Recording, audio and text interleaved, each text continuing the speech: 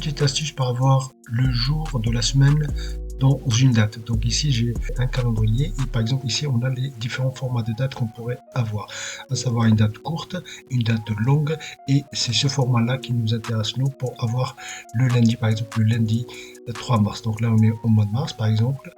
Donc pour pouvoir avoir pour voir les différents formats de date, il suffit d'aller dans le groupe, donc onglet accueil, dans le groupe nombre, et on déroule ici la flèche et on a les deux dates, date courte et date longue.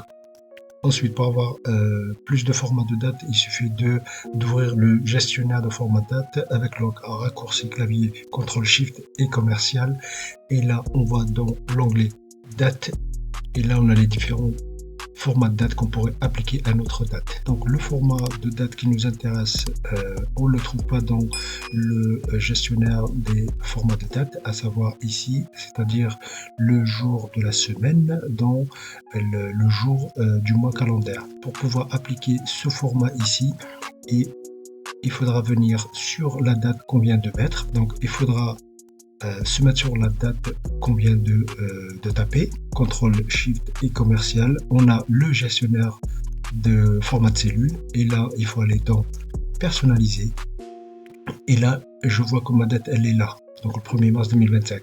Pour avoir le format de date qui nous intéresse, à savoir le lundi 3 mars, c'est très simple.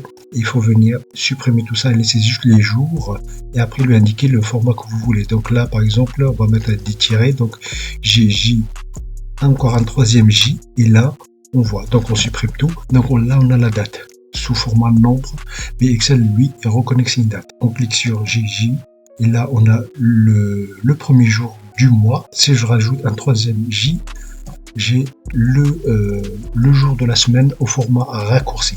Si je rajoute un quatrième J, là je vais avoir le jour complet, comme ceci, samedi.